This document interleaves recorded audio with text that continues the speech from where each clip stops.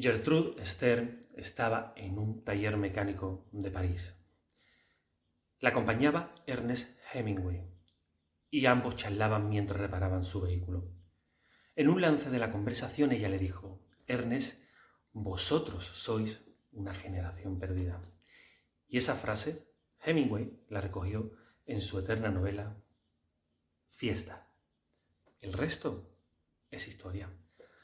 Hola Robinsones, yo soy Ángel Fernández Muñoz y esto es el último libro de Robinson Crusoe. Suscribiros para que podamos seguir haciendo vídeos como este, y si le dais a la campanita ya YouTube se encargará de avisaros cada vez que colguemos material nuevo. Hoy hablamos de una de las generaciones más transgresoras. Hoy hablamos de la generación perdida. Como os he dicho, ese nombre de generación perdida lo recoge Hemingway en su novela Fiesta y viene de esta anécdota en aquel taller mecánico de París. La generación perdida fueron estos escritores que quedaron encuadrados entre las dos grandes guerras mundiales. La mayoría de ellos combatieron incluso en la primera. El caso de Fitzgerald, que fue teniente, o Hemingway, que fue condecorado como héroe de guerra. Él era un conductor de ambulancia de la Cruz Roja, pero sacó un montón de personas de un edificio mientras lo bombardeaban. Estos chicos quedaron algo trastornados. De ahí la bohemia, el exceso, la bebida y en los felices años 20, ¿por qué no? También la música jazz, que es muy, muy importante en todas las obras, sobre todo en la de Fitzgerald, que le prestan mucha atención a esto. La generación perdida fue, como os digo, una de las generaciones más transgresoras, porque sus escritores, los autores de esta época, eran muy exploradores de la lengua, les encantaba hablar con voces omniscientes y sobre todo, a todos ellos parecía que les encantaba jugar con los tiempos, y esto a veces pues hace algunas novelas un poquito más densas.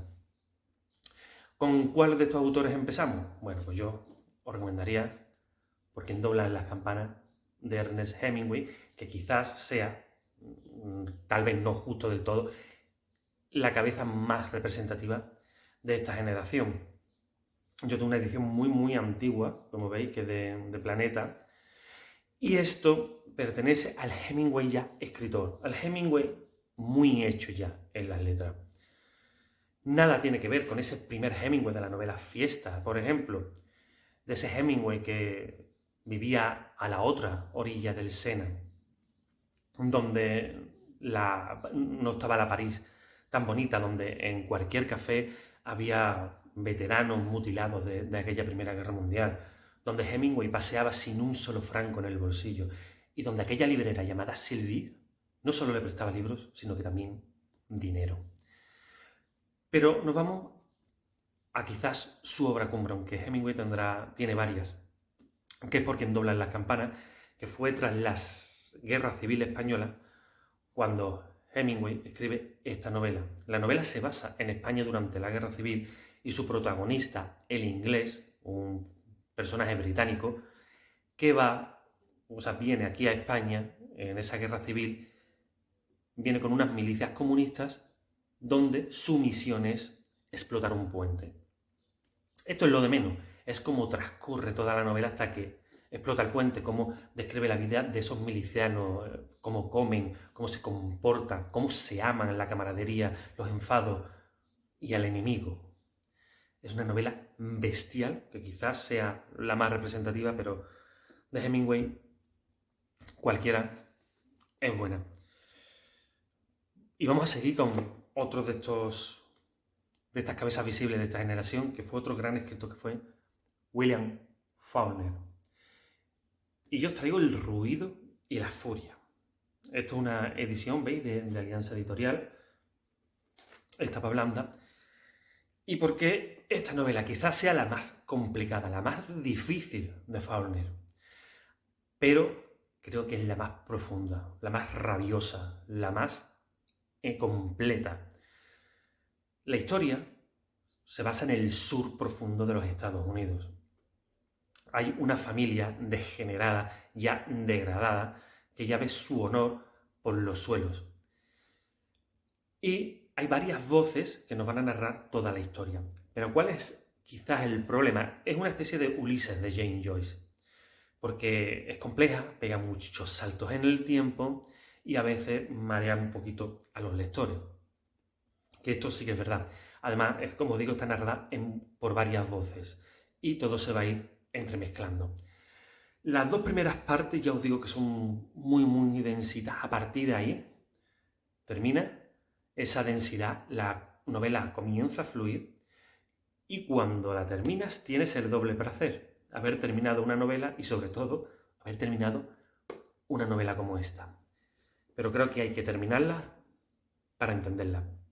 Faulkner, por cierto, nunca estuvo en aquella Bohemia parisina. Él estuvo en Estados Unidos, pero también pertenece a esta generación porque corre en el mismo tiempo.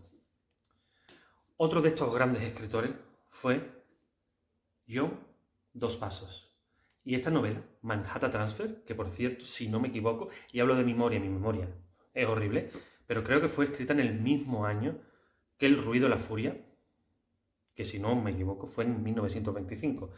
Si me he equivocado, ahí tenéis la caja de comentarios para rectificarme. John Dos Passos fue quizás el más olvidado de esta generación, quizás el peor tratado. Y en su día fue de los más prestigiosos y de los que más éxito tuvo.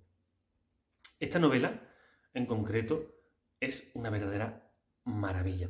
Es una novela muy coral, tiene muchos personajes, pero la peculiaridad es que su personaje principal es la ciudad de Nueva York. Y es en ese tiempo, antes de la Primera Guerra Mundial, va transcurriendo el tiempo, y uno de sus personajes principales es un periodista, también nos habla de una actriz, y son varios personajes que se van entremezclando, todos con el hilo argumental de Nueva York, porque Nueva York es el personaje principal, pero no la Nueva York del sueño americano, no.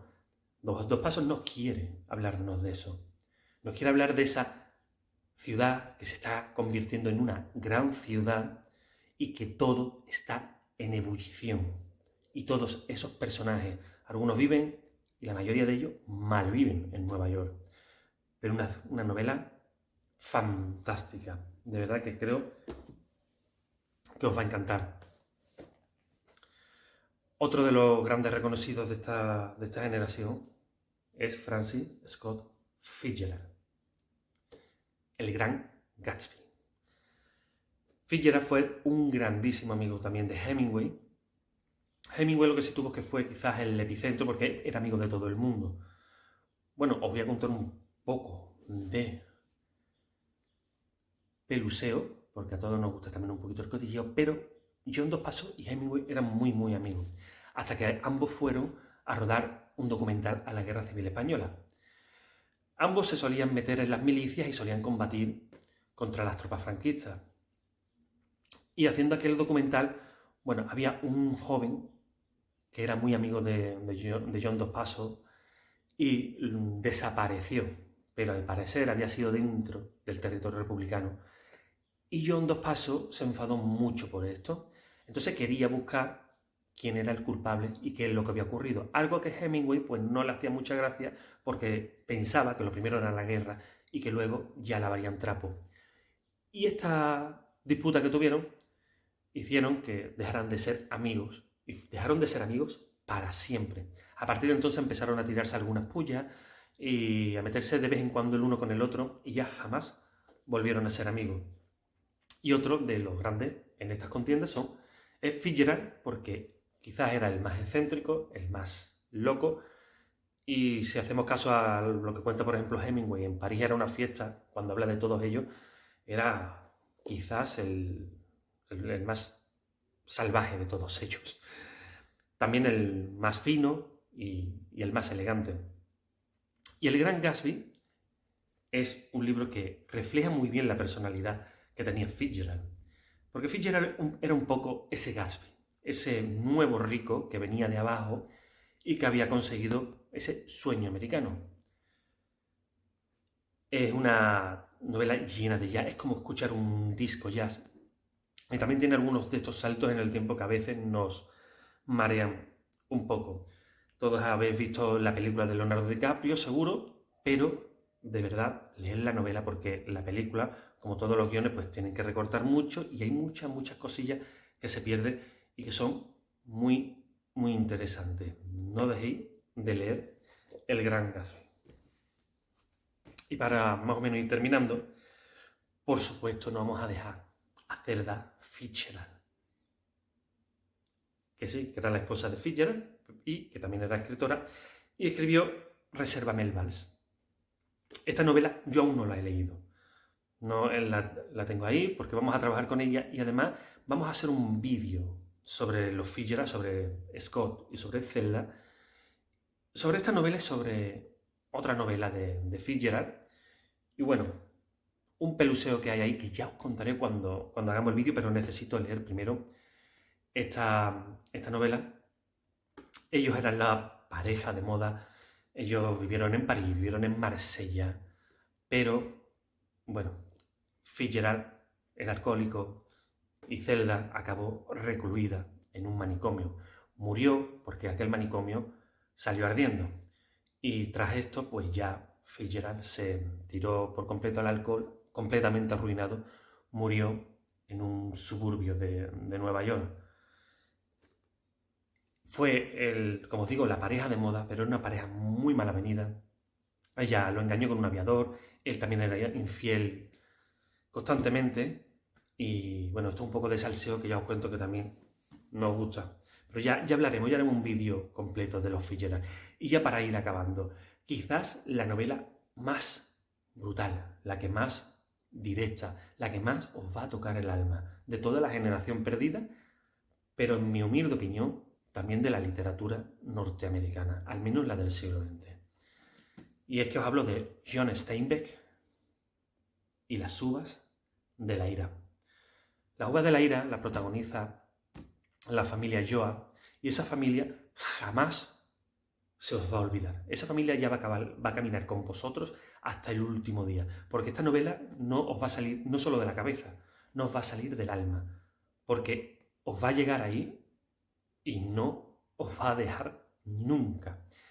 Es demoledora, es tremenda. Esa familia de aparceros de Oklahoma, a lo que en un término peyorativo lo llaman Okies, y sale de Oklahoma tras la gran depresión o sea, tras el crash del 29 y la depresión de los años 30, salen de Oklahoma en ese camino para llegar a California a recoger viñedos.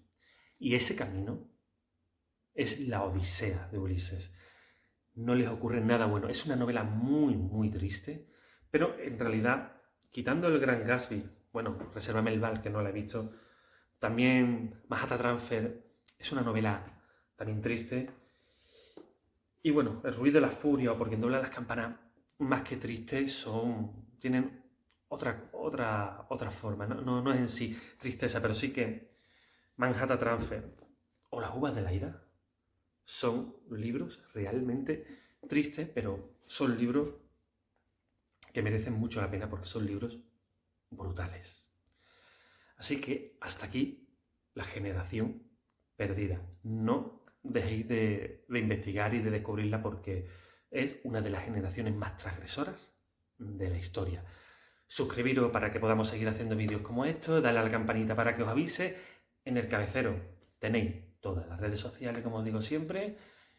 Así que nada, nos vemos en el próximo vídeo. Chao.